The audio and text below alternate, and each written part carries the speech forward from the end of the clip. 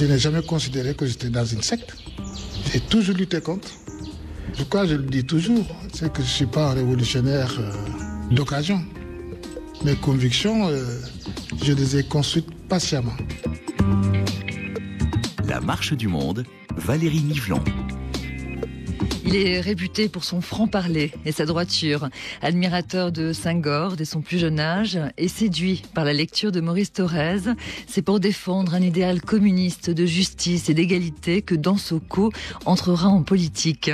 Contemporain de Frantz Fanon et de Che Guevara avec lesquels il a tenté l'aventure de la lutte armée, Amath Dansokho est le secrétaire général du Parti de l'Indépendance et du Travail au Sénégal.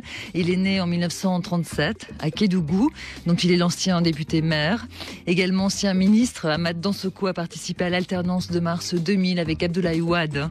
Il nous a ouvert grand la porte de sa maison à Dakar et pour la première fois, il s'est livré en toute intimité. La marche du monde à Dakar, Sénégal, pour une grande rencontre avec Amath Dansokho qui nous fait l'honneur de nous recevoir chez lui. Bonjour Amath Dansokho. Bonjour madame. Lorsque vous aviez 20 ans, Amath Dansokho, nous étions en 57. À quel moment avez-vous découvert cette passion en vous pour la politique? Je suis rentré en politique très tôt. Je suis rentré en politique par la passion de Senghor. C'est assez bizarre. Nous avions d'abord un directeur d'école communiste français qui a introduit beaucoup de choses dans la jeunesse là-bas. Je n'étais pas encore à l'école quand il éveillait les consciences. Et puis un jour, j'ai entendu dire qu'il y a un Sénégalais extrêmement savant. Il lui suffisait de regarder les arbres pour en connaître la quantité de feuilles. Et il venait de créer justement le BDS en 1948. Mon père était de la SFIO, grand notable de la SFIO, très respecté. Et je me suis pris d'une dévotion de Senghor extraordinaire. Vous aviez quel âge, Amath Dansokho, lorsque vous découvrez la figure de Senghor? En 1948, j'étais au CPE, CP2. Parce qu'avant d'aller à l'école, forcément, il fallait faire d'abord l'école coranique. Chez nous, c'était comme ça, c'était obligatoire. Donc, je me suis pris de passion pour Senghor. Et je ne l'ai plus jamais quitté, jusqu'en 1951. 1951, le jeune Amath a 14 ans. Son père l'emmène à Saint-Louis pour poursuivre ses études. Amath Dansokho se passionne pour les élections législatives. Le camp Senghor s'est présenté contre Lamine Gueye. Alors, en 51, juin 51, c'était la grande bataille entre Senghor et Lamine Gueye. Jusqu'au mois de mai, c'était assez calme. Dès que la campagne a commencé, moi j'étais dans la bande des jeunes, on les appelait les va-nu-pieds, parce que Saint-Louis était très socialiste. Donc aux élections de juin 51, pratiquement j'ai abandonné la classe et mes instructeurs étaient persuadés que je n'allais pas réussir l'entrée en 6e, mais même un certificat d'études. Vous étiez très jeune, Amath Dansokho, vous aviez une quinzaine d'années. Oui, mais très jeune, mais déjà politiquement très engagé. Alors pourquoi justement? Pourquoi vous étiez si engagé? Mais je suis engagé à cause de Senghor. L'admiration pour son savoir exceptionnel. Et puis, j'étais aussi attiré par une préoccupation rationaliste. Parce que nous étions dans un endroit, pendant l'hivernage, il y avait beaucoup de tonnerre. Et le mystère du tonnerre était un mystère extraordinaire. Alors, on était terrorisés par les tonnerres. Donc votre envie, votre amour pour la politique, votre envie de vous engager lorsque vous avez 15 ans, Amath Dansokho, c'est sous l'influence de Senghor que vous admirez, vous voulez devenir cultivé, intelligent, vous voulez vous émanciper et vous voulez aussi comprendre le monde. Comprendre le monde, voilà. Une préoccupation rationaliste, précoce. Sénégalaise, Sénégalais. Je vous ai souvent mis en garde contre une certaine maladie inoculée par le colonialisme et que j'appelais la sénégalite. C'était un complexe de supériorité. Or, votre rôle n'est pas de conduire, mais d'éclairer. C'est pourquoi L'affirmation de la personnalité, que dis-je, l'indépendance sénégalaise est une nécessité africaine. Le premier maître à penser d'Amath Dansokho, Senghor, et son parti, le Bloc démocratique sénégalais, remporte les élections de 1951. Senghor a gagné. J'ai réussi mon certificat d'études, mon entrée en sixième. À la grande surprise de vos instituteurs. À la grande satisfaction de mes maîtres qui m'aimaient beaucoup. Parce que j'admirais quand même ma vivacité d'esprit. Je rentre donc à Kédougou. Je trouve un monsieur qui a été élevé par mon père, qui était déjà dans l'administration et engagé dans l'organisation la plus avancée du Sénégal à l'époque, qui s'appelle l'Union démocratique sénégalaise. J'étais toujours sengoriste. Mais il avait reçu des éditions sociales de France, parce que c'était un parti qui était lié au Parti communiste français. Il me donne un livre, le premier bouquin de Maurice Thorez, L'enfant du peuple. Alors, pendant toutes les vacances, puisque je ne comprends pas très bien tout ça, je me suis mis à lire Maurice Thorez, son premier livre, et voilà, le déplacement s'est fait de Senghor vers les idées communistes. Pas rapidement, j'étais toujours attaché à Senghor. Quand il est venu le jour de sa campagne au cinéma Rex, juste en face du lycée Faidherbe, je me suis faufilé pour pouvoir lui serrer la main. Et donc, mon intérêt pour la politique s'est accentué à la lecture laborieuse de ce livre. Et j'ai adhéré aux jeunesses de l'Union démocratique sénégalaise. Et au lycée, j'avais des amis qui aussi partageaient ces idées. C'était flou dans notre tête, mais disons que nous sommes très sensibles aux idées d'extrême gauche. Alors justement, qu'est-ce qui vous parlait à l'époque? Qu'est-ce qui vous a convaincu? Qu'est-ce qui vous a attiré dans ces propositions de Maurice Thorez? Mais les idées de l'indépendance. Et nous sommes devenus des nationalistes. En deuxième langue, d'ailleurs, notre groupe a choisi de faire l'arabe par admiration des nationalistes algériens. Admiratif des nationalistes algériens et nourri par la richesse du débat politique, dans sa bonne ville de Saint-Louis, Amath Dansokho veut être lui aussi un acteur du changement. J'ai dirigé une grève, la première grève de dimension territoriale, c'est moi qui l'ai déclenchée à Saint-Louis, 1957. La première que j'ai dirigée, celle-là, je l'ai dirigée complètement. Tout Saint-Louis a été ébranlé. Il y a eu donc cette grève où j'ai failli perdre la vie. Mais les policiers avaient installé des gens juste devant le portail de la résidence du gouverneur et les policiers se jettent sur moi. Ils me frappent. Je venais d'acheter une veste en daim. Elle était complètement ensanglantée. Les lycéens, on est venu les déloger avec, pour la première fois de l'histoire de Saint-Louis, avec des bombes lacrymogènes. Il y en a qui ont sauté par les fenêtres, qui ont été gravement blessés. Et ils se sont réfugiés dans le quartier des pêcheurs de Saint-Louis. Aucun policier n'y entrait en tenue. Il n'y avait qu'un seul policier qui était là-bas, qui était un peu folklorique, très petit. C'est le seul policier qui était permis de rentrer dans Guet-Ndar avec sa casquette. Les gens rigolaient parce que sa casquette était plus grande que sa tête. J'avais séquestré le proviseur, M. Cézia, un personnage immense. Son fils d'ailleurs était dans la même classe que nous. Je me souviens un jour qu'il ait battu son fils presque à mort parce qu'il a été à la messe. La laïcité à l'époque, les gens, c'était presque une religion. Et vous justement, Amath Dansokho, pour vous à l'époque, la laïcité c'était une valeur fondamentale. C'était une valeur fondamentale. Ici, il y a même le syndicat des enseignants, s'appelait le syndicat unique des enseignants laïcs. Les consciences étaient forgées, les élèves étaient éduqués dans ça. Surtout que le programme d'histoire accordait beaucoup d'importance à la Révolution française. Et on connaissait la vie de chacun des acteurs, les principaux de la Révolution française. Évidemment, Robespierre était mon idole, avec Saint-Just. Surtout que dans le parti auquel j'appartenais, l'UDS, quand je rentrais en vacances à Kédougou, les instructeurs organisaient des séances portant sur ces questions. C'est pourquoi la laïcité était très forte ici. Amath Dansokho, vous faites vos premières armes donc au lycée Faidherbe à Saint-Louis. Vous êtes le meneur de la première grande grève des étudiants de Saint-Louis. Vous êtes sensible à l'histoire de la Révolution française, à l'histoire des révolutions du XXe siècle. Vous êtes communiste, vous êtes épris de justice, mais déjà, vous êtes dans une certaine forme de lutte. Vous nous dites, j'ai même séquestré le proviseur du lycée Faidherbe. Est-ce que déjà à l'époque, vous vous posez la question de la lutte armée? Est-ce que déjà à l'époque, vous vous posez la question du passage par la violence, de la question de la violence? Nous étions en admiration je vous ai dit, c'est le FLN, mais surtout du Vietnam. Le FLN et le Vietnam. Mon premier défilé de 1er mai, c'est justement ce 1er mai qui est intervenu quand Dien Bien Phu était encerclé. En 54. Le 1er mai 54, les informations portaient sur le siège des troupes de GIAP au Vietnam.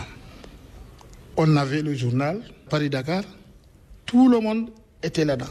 Les discours ont été très brefs, contrairement aux habitudes des syndicalistes sénégalais, parce qu'on avait le sentiment qu'il y a un basculement de l'histoire qui s'opère. Et nous avons fait le défilé. C'est mon premier défilé de 1er mai. Amat Dansokho, 1957, c'est une année importante. Vous avez 20 ans. Oui. Mais c'est aussi la création du Parti africain de l'indépendance. Et vous faites partie là de ceux qui font ce choix. Alors, rappelez-nous ce moment d'histoire. En fait, tous ceux qui ont créé ce parti viennent de l'Union démocratique sénégalaise. Ce sont des intellectuels qui étaient en France, qui étaient au Parti communiste. Et pour Majmout, il était en Roumanie. Majmout Diop. Oui. Donc, le parti a été créé quand j'étais en vacances. Vous étiez chez vous à Kédougou. Oui. Et j'ai entendu à la radio le discours de Tidiane Baïdi au congrès du RDA. Il a fait des propositions pour l'unité des nationalistes, pour exiger l'indépendance le plus rapidement possible. Bon, je suis rentré avec celui qui m'a donné le livre de Maurice Thorez, parce qu'on habitait dans la maison chez moi. Il a été élevé en partie par mon père. Nous avons pris l'avion pour venir à Dakar et il m'a amené au siège du PAI. La rue de Bayeux, au siège du parti se trouvait là, en plein centre de Dakar. Qu'est-ce que vous avez ressenti ce jour-là? J'étais très heureux. Et tout de suite, il m'a donné la fiche, j'ai rempli la fiche. Pour adhérer? Oui, pour adhérer. C'était fin septembre, début octobre 1957. Puis j'allais au lycée. À Dakar ou à Saint-Louis? À Saint-Louis. On a créé dans ma chambre d'élèves, 11 rue Lozon, la section du PAI. J'ai créé avec mes camarades. J'ai fait venir tous les élèves qui étaient déjà prêts à cette aventure et nous avons créé la section. À La Réunion, il y a l'ingénieur Khalilou Sall, membre fondateur du parti, Malik Sow, membre fondateur du parti, et il y avait un avocat stagiaire, Ibrahima Fofana, que Sékou Touré a embastillé pendant des années, qui était procureur de la République, et un instituteur de Saint-Louis. Tout le reste, c'était des élèves. Et donc, nous avons créé la section et le lendemain, nous avons vendu la lutte. Amat Dansokho, à partir du moment où vous faites partie donc de ceux qui défendent les idées du Parti africain de l'indépendance, toutes ces années de militantisme, qu'est-ce que ça vous a appris pour la suite? Ces années ont été formatrices, vous êtes très jeune. Ces années-là, de quelle façon elles vous ont marqué? Je crois que je le dis toujours, c'est que je ne suis pas un révolutionnaire d'occasion. Mes convictions, je les ai construites patiemment. Je n'ai jamais été dans une école de parti. Je n'ai jamais considéré que j'étais dans une secte. J'ai toujours lutté contre. D'ailleurs, quand je suis passé à l'université, en 58, je suis arrivé une semaine après, j'étais vice-président et chargé de publication du journal Dakar étudiant. Il n'y a qu'un exemplaire qu'on a publié ici. Senghor a interdit à l'imprimerie de nous publier. J'étais obligé de prendre l'avion chaque fin du mois pour aller à Conakry imprimer le journal et le ramener à Dakar. Et à l'université, j'étais aussi bien adoré par les étudiants musulmans que par les étudiants catholiques. Parce que tous me considèrent un peu comme un communiste, c'est bizarre. Mes opinions communistes étaient connues. Ça n'a jamais été un obstacle. Parce que je lisais beaucoup les œuvres marxistes, mais en même temps, je lisais Sartre, je lisais Nietzsche. Ma librairie est là. Communiste, humaniste, anticolonialiste, Amath Dansokho admire le combat pour la libération nationale des Vietnamiens, des Algériens ou encore des Cubains. Son parti est connecté au FLN par le biais de Frantz Fanon, qui a quitté ses Antilles natales pour rejoindre Alger. Fanon, c'est lui qui a amené les armes que le FLN avait envoyées à notre parti. Et ces armes, délivrées à Conakry, c'est moi qui fus chargé d'aller les chercher, en 1959. Pour quelle raison exactement? Ça veut dire que le PAI déjà est dans cette logique de prendre les armes. De confrontation armée. Avec le soutien du FLN. Avec le soutien du FLN, oui. Quel est le rôle de Fanon à ce moment-là? Ce que je sais, c'est que c'est Fanon qui a déposé ses armes à Conakry. Il y avait Oussedik, qui a été le premier ambassadeur de l'Algérie en Union soviétique. Il était à l'époque le représentant du FLN à Conakry et j'ai été chargé d'aller chercher ces armes pour les faire rentrer au Sénégal. Qui vous a remis les armes? Oussedik. En présence de Frantz Fanon? Le Frantz Fanon, non. Frantz Fanon n'était pas présent, mais je sais que c'est lui qui les a amenés. Donc Fanon a amené les armes à Conakry. Oui. À votre sens, Amath Dansokho, donc lorsque vous avez 20 ans, lorsque nous sommes donc à la fin des années 50, pour vous, fondamentalement, l'indépendance du Sénégal, l'indépendance des Sénégalais ne peut passer que par la libération nationale et par la lutte armée. C'est une idéologie très courante, même dominante. N'oubliez pas qu'il y avait aussi le poids énorme des communistes chinois, dont toute l'idéologie était construite autour de la guerre révolutionnaire. Et vous savez, les armes sont rentrées et 2 ans après, nous avons tenté l'insurrection à Saint-Louis. En 61. Oui. Sous la pression de tous ces facteurs extérieurs et aussi de ce que l'on constatait dans le monde. Partout, en Amérique latine, en Afrique, dans le monde arabe, la révolution nassérienne aussi, qui a pesé sur les consciences, une révolution communiste nassériste. Ici, notre choix de l'arabe comme deuxième langue participait de notre volonté d'en découdre avec la domination coloniale. Amath Dansokho, vous avez eu le temps, avec vos amis du pays, de réfléchir à ce moment de l'histoire où les indépendantistes, les nationalistes que vous êtes font ce choix de la lutte armée. C'est un choix qui ne va pas réussir. Comment, avec le recul, vous l'expliquez? Mais non, mais c'est clair que comment pouvait-on faire une insurrection? L'armée française était là. On a contrôlé Saint-Louis pendant quelques heures. Le maire et toute l'administration s'étaient enfuis. Le gouverneur en a fait un prisonnier dans son palais. Mais est-ce que ça avait des perspectives? Ça s'est terminé par l'interdiction de notre parti. Et pour Majmout et moi, par un exil extrêmement long. Moi, j'ai fait 13 ans d'exil. C'est la partie la meilleure de ma jeunesse. Je l'ai faite en exil.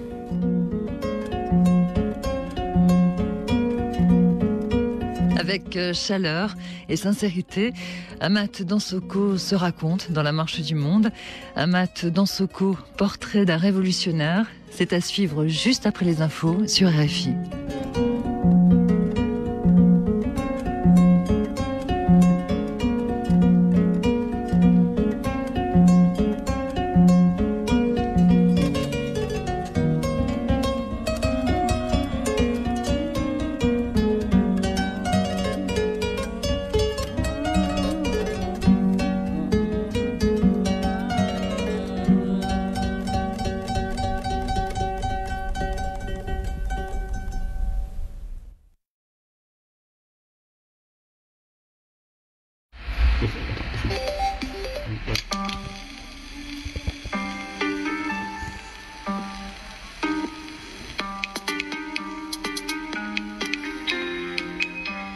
La marche du monde.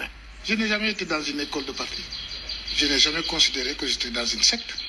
J'ai toujours lutté contre. En tout cas, je le dis toujours, c'est que je ne suis pas un révolutionnaire d'occasion. Mes convictions, Je les ai construites patiemment. La marche du monde, Valérie Niflon. Nous retrouvons Amath Dansokho pour la suite de ses aventures révolutionnaires. Amath Dansokho nous a reçus à Dakar, chez lui, et nous a raconté son engagement politique dès son plus jeune âge au Parti africain de l'indépendance, le parti de Majmoud Diop, le PAI, un parti dont l'histoire tumultueuse reste d'ailleurs à écrire.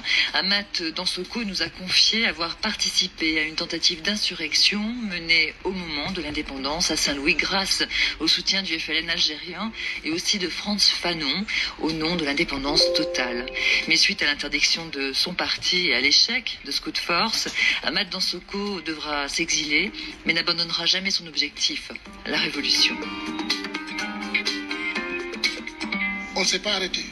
À partir de 63, nous avons envoyé des gens se former à Cuba, en grand nombre. J'ai voyagé à l'Atlantique continentale avec Debré, qui faisait son premier voyage avec Maspero, et puis à l'Atlantique continentale, j'étais souvent avec Joséphine Becker. Vous voyez, nous étions aussi délégués à une conférence révolutionnaire. On était tout le temps ensemble. Elle ne comprenait pas pourquoi je ne mangeais pas des cuisses de grenouille. Joséphine Becker. Oui. Donc on a formé des gens pour venir faire la guerre de guérilla. Parmi ceux qu'on a formés là-bas, il y a mon ancien maître, Madiké Iwad. Et ils sont revenus. Effectivement, nous allions commencer la guerre. C'était pas aussi farfelu que ça, parce que les Cubains étaient impliqués, les Algériens, Ben Bella, étaient impliqués, Nkrumah était impliqué et Modibo était impliqué. C'était une opération d'envergure. À l'époque, le PAI et son leader Majmoud Diop sont repliés à Bamako sous la protection de Modibo Keïta. En jour de 64, quand les préparatifs à Cuba étaient presque en train de s'achever, tous les membres du comité central qui étaient à Dakar, qui étaient à l'intérieur, ont été convoqués. On nous dit d'aller immédiatement sur Bamako. Nous avons eu un excellent comité central où on a pour la première fois pris des décisions sur l'islam au Sénégal comme en fête nationale fondamentale. Et sur la base de quoi nous avons interdit dans le parti d'avoir des comportements qui apparaîtraient à la population comme des provocations, comme la consommation d'alcool publiquement. Parce que les jeunes, à l'époque, c'était pas comme aujourd'hui. Les jeunes étaient portés plutôt par les idées marxistes et pas par l'athéisme. Nous avons interdit cela. Nous avons décidé de défendre toutes les victimes de la répression, à commencer par le président Dia, qui a dissous notre parti. Et nous avons dit qu'il faut maintenant travailler à regrouper toutes les forces démocratiques et patriotiques et faire une lutte de masse. Nous sommes en train de construire le socialisme sur notre terre et mettons notre petit grain de sable au service de la grande inspiration de l'humanité. Voilà que quelques jours après, Che Guevara est arrivé à Bamako. C'était en février 65. Vous le rencontrez, Che Guevara? On était à son accueil à l'aéroport et le soir même, il nous a reçus. Amath Dansokho, c'est un moment très fort pour vous. Vous êtes un très jeune militant, oui. Vous vous battez pour l'indépendance du Sénégal, vous croyez à cette lutte armée, vous vous êtes formé à Cuba et vous avez devant vous Che Guevara. Extraordinaire. Je l'avais vu quand j'étais à La Havane, mais avec ces jeunes officiers, ces commandantes merveilleux. Et là, il faisait sa grande tournée. Il était en train de chercher un point de chute. Et on lui a dit, bon, tout est prêt. Il avait déjà évoqué la question de nos camarades sénégalais de la lutte. Les gens étaient déjà dans le maquis. J'ai dit, mais ces gens, on les envoie dans des zones où ils ne sont connus de personne. Comment le lien va se faire avec les structures de base du parti? Alors, Che Guevara vous assure que tout est prêt. Et il m'a dit, je vais aller dans la boucle du Niger. Il est allé, il a fait 4 jours, je crois, là-bas, il est revenu. Il nous a reçus une deuxième fois à l'ambassade de Cuba, à Bamako. Et il nous a parlé de ses impressions sur la boucle du Niger. Il m'a dit, quand même, il faut reconnaître que ce sera difficile de faire la révolution dans la boucle du Niger. Figurez-vous, les gens descendent dans le Niger à l'époque. En quelques minutes, ils sortent avec du poisson à manger pour plusieurs jours. Il a fait l'observation. Il dit ce sera difficile de faire la révolution parce que quand même il faut au manque.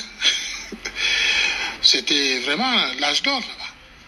Il a fait cette observation et puis il est allé en Guinée. Sékou Touré l'a amené à l'Abbé pour sa première rencontre avec Senghor depuis l'indépendance.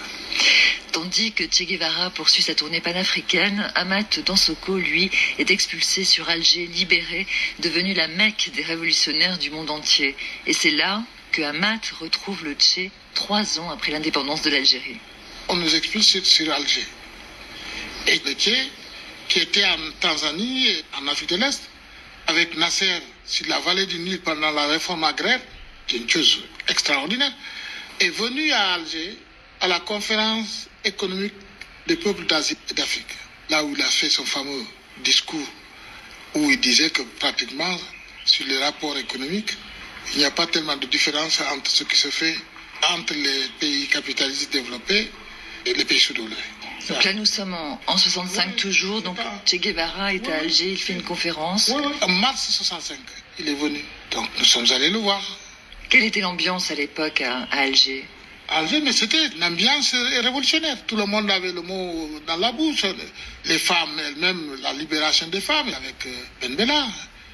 Les jeunes, l'université, c'était l'effervescence.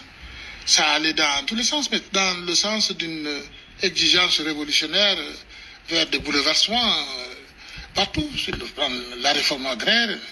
Il y avait des gens d'Égypte, il y avait des gens d'Afrique du Sud, d'Amérique du Nord, des Afro-Américains. C'était la capitale, l'une des capitales de la Révolution mondiale. Tout le monde était là. Aquino de Bragança, qui était mozambicain, était là. Cabral, j'ai connu les mots de l'âme, Agostino Neto. Il y avait tous les révolutionnaires. Le PAI est disloqué. Amath Dansokho fait partie de ceux qui sont en exil, de ceux qui sont loin du Sénégal. Il réalise peu à peu que le passage à la lutte armée est une chimère. Le drame de plusieurs révolutions, c'est toujours entre les gens de l'intérieur et de l'extérieur. Ça se vérifie partout. Entre les Algériens, tout de suite, dès le lendemain de la révolution, ça s'est posé. Le Che, on lui dit, bon voilà, on nous a expulsés. Je lui dis, mais ça va être difficile. C'était chaud, il avait une admiration particulière pour moi, parce qu'à l'époque, lui, c'était pas la classe ouvrière, la force, ce sont les étudiants. L'agitation en Amérique latine, c'était surtout les petits bourgeois révolutionnaires. Et il m'a donné le premier texte de Debré, qui s'appelle La longue marche de l'Amérique latine. Che Guevara vous donne ce texte. Oui. Il me dit, lis, il faut lire ce livre.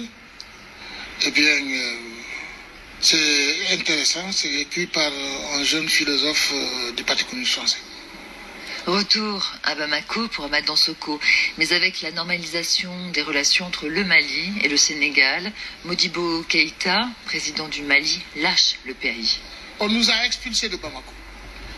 Modibo, un jour, nous appelle à 7h du matin dans son bureau, à Koulouba. Il était, comme toujours, de blanc immaculé vêtu, majesté très grand. Et quand on est rentré, on nous a dit de nous asseoir, Majmout et moi.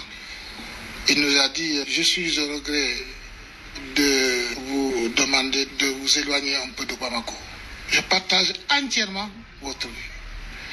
Mais il nous dit, j'ai 5 millions de citoyens en main. Nous avons vitalement besoin de chemin de fer. J'ai besoin de ça parce que je n'ai pas de port et le transport, c'est long et compliqué par la Côte d'Ivoire ou par Cotonou.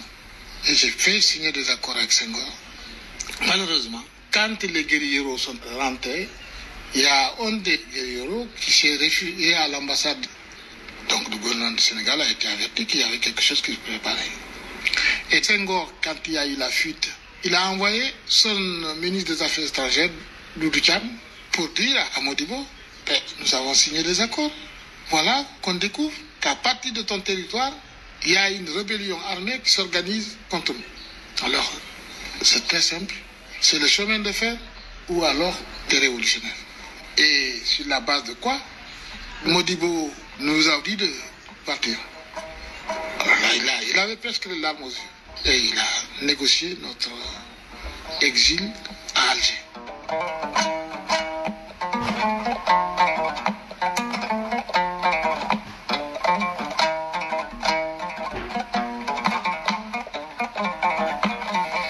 Amath Dansokho, tout au long de votre exil, vous prolongez votre expérience et votre apprentissage politique auprès des plus grands révolutionnaires de la planète. Et pendant ce temps, au Sénégal, évidemment, différents événements se déroulent.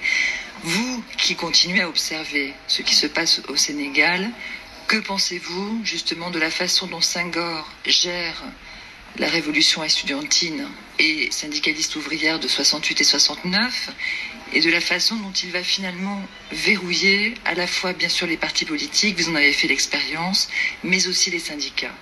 Senghor était un homme d'une intelligence très vive. Il a fait la répression avec les étudiants, mais tout de suite, il a su qu'on ne pouvait pas continuer comme ça. Tout de suite, sur le plan de son parti, il a reconfiguré la direction. Il a créé le Club Nation et Développement pour les intellectuels. Alors là, nous sommes déjà effectivement en 69, à peine sortis des événements. Oui. Il a reconfiguré son parti et je l'ai dit au président Diouf un jour. Je lui ai dit, monsieur le président, Senghor ne choisissait jamais un ministre au hasard.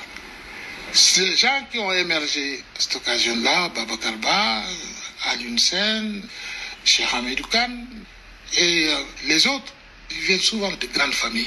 Et lien avec les marabouts, dont ils réussissaient d'ailleurs à contenir les exigences dans le cadre de la laïcité. Mais le personnel politique, ce sont des intellectuels, mais des intellectuels issus de très grandes familles. C'est comme ça qu'il doit stabiliser son régime. Et quand même, il est bousculé ici par les marxistes. Il n'a jamais pu nous écraser. Jamais au Sénégal. Ça a été très dur. Senghor n'a pas pu nous écraser, mais dans le même temps, il faut reconnaître qu'il n'a jamais été sanguinaire. Je ne dis pas qu'il n'y a pas eu de morts. Il y a eu des morts. Ne parlons pas du nombre de gens licenciés parce qu'ils sont accusés d'appartenir à tel ou tel parti globalement de gauche et marxisant. Parce que la particularité du Sénégal, c'est ça. La gauche, jusqu'à ces derniers temps, était marxisante. À l'époque, le parti de Senghor ne peut pas entrer dans l'internationale socialiste. À votre avis, quelles sont les conditions posées par l'internationale socialiste pour que Senghor puisse entrer dans l'internationale socialiste? L'une des conditions, c'est d'adhérer au pluralisme politique. Parce qu'à l'époque, nous sommes dans une situation de parti unique, n'est-ce pas? Un parti unique ne peut pas rentrer dans l'internationale socialiste. Il y a des maquillages, mais disons qu'il faut absolument, quand on est au pouvoir, qu'on accepte le pluralisme. Dans les années qui suivent l'indépendance, les partis politiques sénégalais vont être peu à peu absorbés par le parti de Senghor ou bien vont être interdits, comme le PAI, le parti dont Amath Dansokho est membre. Néanmoins, des contacts sont établis entre Senghor et les communistes français. Mais Senghor, il a cherché aussi à avoir des rapports avec les partis communistes. Dans la même période où vous posez ce réajustement, il a invité des délégations des partis communistes d'Europe. J'étais en exil avant qu'ils ne viennent ici. Ils ont demandé mon avis. J'ai dit, mais allez-y, si ça pourrait aider quelque chose. Mais posez-lui la question de la levée de l'interdiction qui nous frappe. Et alors? Mais Senghor, il a voulu aller en Union soviétique, on l'a invité. Et dans le protocole, il exige que Brezhnev vienne l'accueillir à l'aéroport. Les soviétiques disent qu'il y a un chef d'État, il dira d'accueillir. Il est retourné au Sénégal. D'ailleurs, très fâché parce que partout où il est passé dans les pays de l'Europe du Nord, il y a eu d'énormes chahuts contre lui. À cause de sa complicité supposée avec le gouvernement portugais. Je ne sais pas si c'est le PAIGC qui avait demandé à ses soutiens de faire cette pression. En tout cas, c'est un des plus mauvais voyages officiels qu'il ait fait. Il est rentré ici, il a demandé au Parti communiste français de le soutenir pour le prix Nobel de la paix. J'ai été invité par Plichonnier pour demander mon avis sur la question. Semben s'y était déjà opposé. Ousmane Semben a écrit au comité Nobel de Stockholm pour leur dire non. Et c'est ça qui a fait échouer. Donc les communistes sénégalais étaient contre le fait que Senghor puisse recevoir le prix Nobel de la paix. Voilà.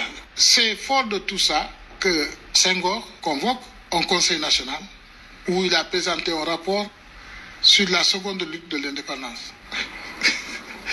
Senghor a dit dans ce rapport sur la seconde bataille pour l'indépendance, pour lui c'était l'indépendance culturelle, il dit oui, le PAI, ce sont des garçons très intelligents, ce ne sont pas des subversifs. C'était le parti de Mamadou Dia qui était le parti des subversifs.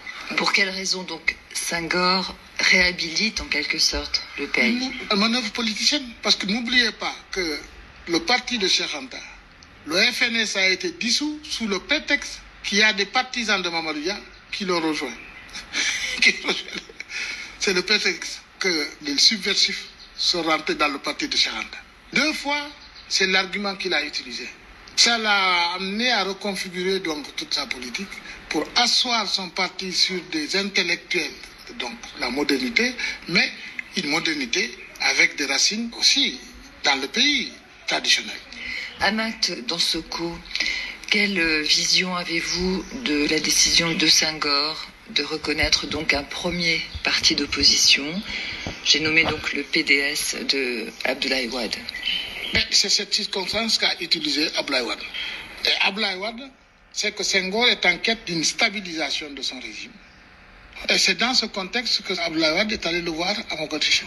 Et il lui a dit ceci. Regardez bien, monsieur le Président, ce qui se passe. Partout en Afrique, il y a des coups d'État où les militaires font rapidement jonction avec les marxistes, avec le régime marxiste-léniniste. Pour éviter ça, moi je vais créer un parti d'opposition, mais de contribution. Abdoulaye Wade allait jusqu'à inviter Senghor à présider le bureau politique. Comment le savez-vous? Étiez-vous là, Amath Dansokho? Je sais, parce que rien ne se cache ici. Est-ce que c'est Abdoulaye Wade qui vous l'a raconté? Mais je l'ai écrit et il n'a jamais dit que c'est faux. C'est public. Dans mon rapport au congrès de 1984, je l'ai écrit comment son parti a été créé. Son parti a été créé parce que les marxistes ont pu résister ici et Senghor est conscient qu'il a échoué dans sa tentative de les éliminer définitivement. C'est ça qu'il a utilisé. Et surtout, il lui a créé le parti. Mais Abdoulaye Wade, malin qu'il est, quand les élections de 78 approchent, il présente sa candidature. Senghor lui dit, mais non, c'est pas ce que tu m'avais promis. Et ça, c'est Wade qui m'a raconté. Et Abdoulaye Wade lui a répondu, mais comment les gens vont-ils me croire si je ne me présente pas contre vous? C'est pourquoi Senghor l'a appelé Ndjombor, à cause de ça. Ce qui veut dire le lièvre. Le lièvre, oui, qui dans l'imaginaire africain est un animal extrêmement intelligent et rusé.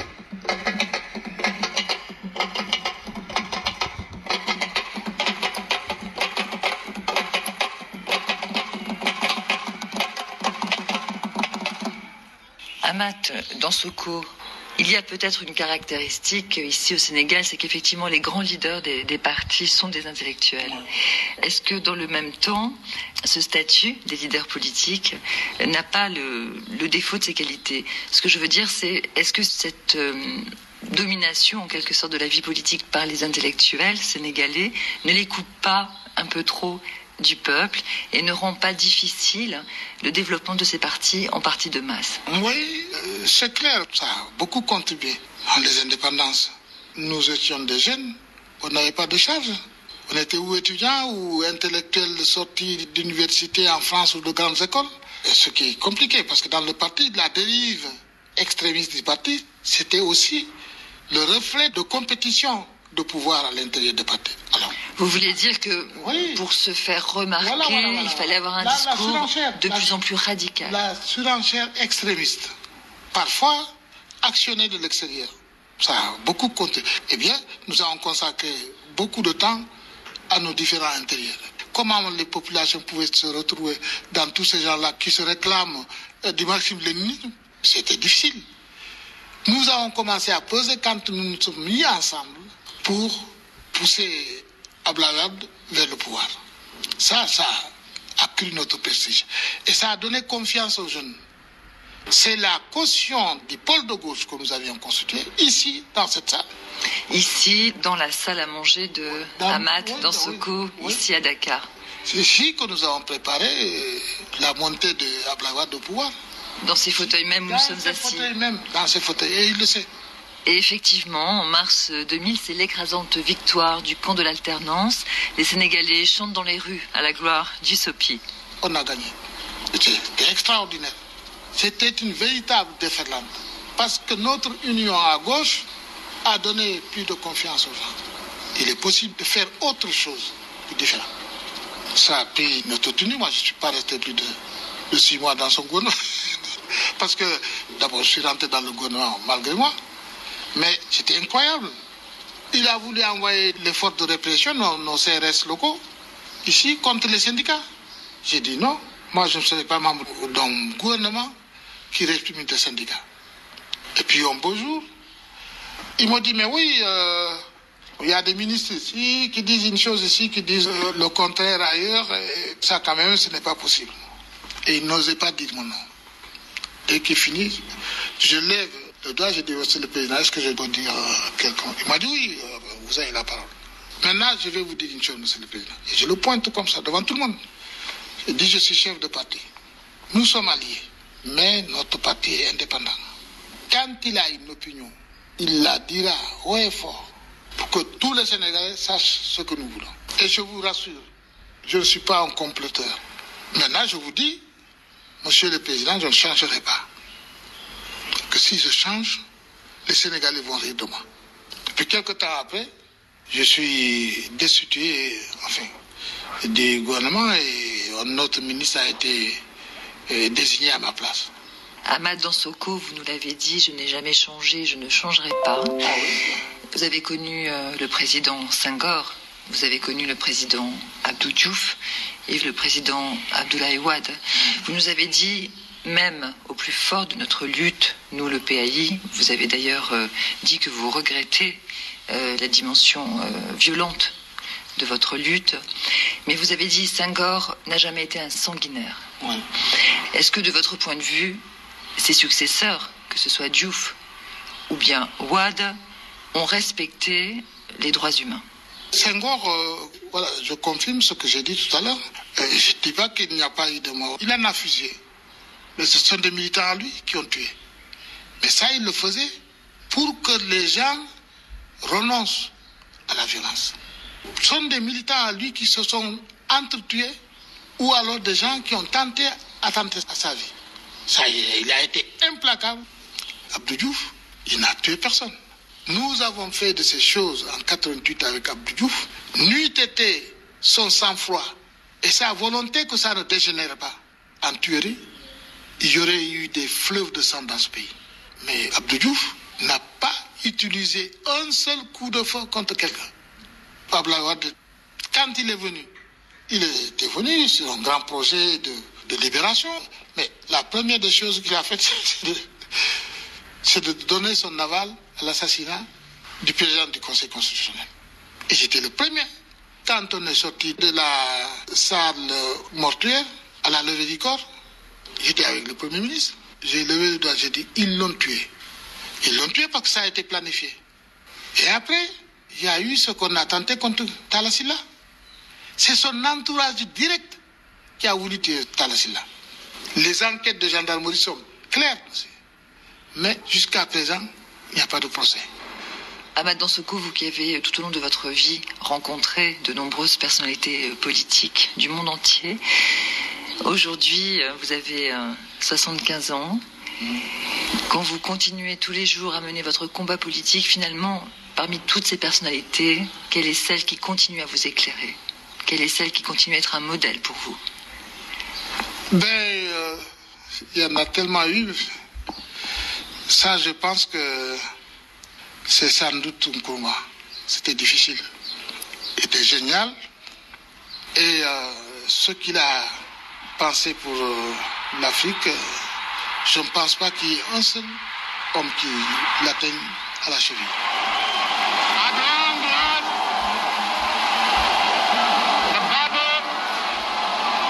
Enfin, le combat est terminé. Et le Ghana qui était sous domination est libre à jamais. Is free forever.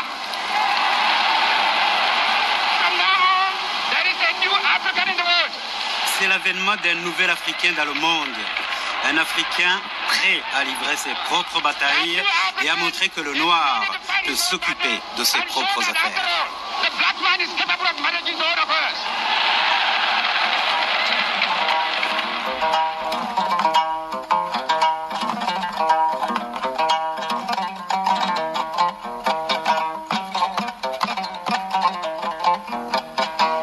Amath Dansoko, portrait d'un révolutionnaire. C'était une édition de la Marche du Monde signée Isabelle Godino et Cécile Pompeani. Cécile qui prend justement le relais de notre chère Isabelle à la réalisation. Retrouvez-nous sur RFI.fr, sur la page de la Marche du Monde. Abonnez-vous au podcast de l'émission.